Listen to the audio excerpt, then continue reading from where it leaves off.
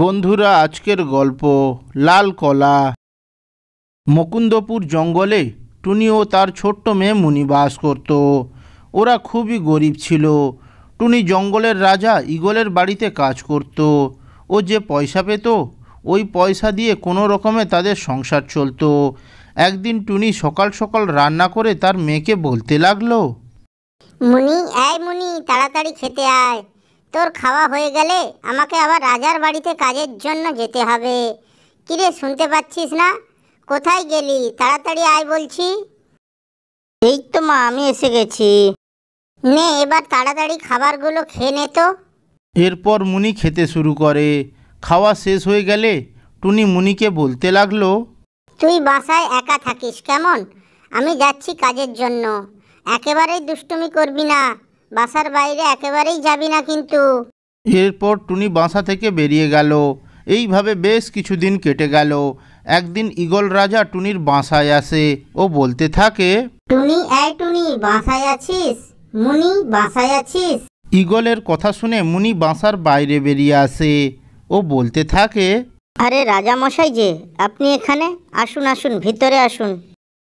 তখন ঈগল মুনিকে জিজ্ঞেস করলো, কি হয়েছে টুনির? ও আমার বাসায় আসছে না কেন?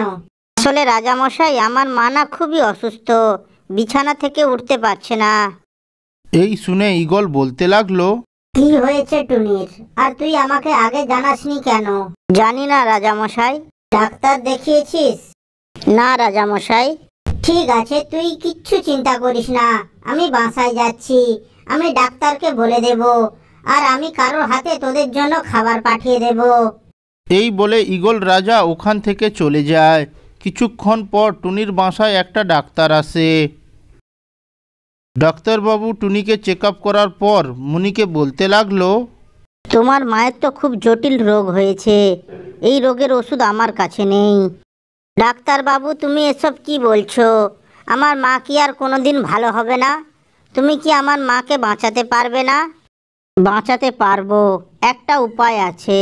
তুমি যদি লাল কলা নিয়ে এসে আমাকে দাও, তাহলে আমি তোমার মাকে ভালো করে দিতে পারবো। কিন্তু ডাক্তারবাবু, লাল কলা আমি কোথায় পাবো? সে তো আমি জানি না, তুমি জঙ্গলে খুঁজে দেখো। যদি লাল কলা খুঁজে পাও তাহলে আমাকে জানিও। এরপর ডাক্তারবাবু ওখান থেকে চলে যায়। মুনিও বাসা থেকে বেরিয়ে পড়ল লাল কলা খুঁজতে। মুনি সারাদিন জঙ্গলের এদিক ওদিক ঘুরে ঘুরে লাল কলা খুঁজতে লাগলো, কিন্তু সে লাল কলা খুঁজে পেল না। উড়তে উড়তে মুনি খুবই ক্লান্ত হয়ে পড়ল। আরে, দূরে একটা গুহা দেখা যাচ্ছে না? যাই, ওখানে গিয়ে কিছুক্ষণ বিশ্রাম করি। এরপর মুনি গুহার কাছে এসে বসে পড়ল। হঠাৎই মুনি লক্ষ্য করল গুহার ভেতরে একটি সোনার কলা গাছ ও তাতে লাল রঙের কলা ধরে আছে। মুনি যেই না কলা গাছের দিকে এগিয়ে গেল, ঠিক তখনই কলা গাছটি বলে উঠল, দাঁড়াও, কোথায় যাচ্ছ তুমি? গাছের এমন কথায় মুনি বলতে লাগলো, আসলে আমার মা খুবই অসুস্থ। ডাক্তারবাবু বলেছে আমি যদি লাল কলা নিয়ে আসতে পারি তাহলে আমার মা সুস্থ হয়ে যাবে। ঠিক আছে, আমি তোমাকে লাল কলা দিতে পারি, কিন্তু আমার প্রশ্নের কিছু উত্তর তোমাকে দিতে হবে। ঠিক আছে, বলো কি প্রশ্ন?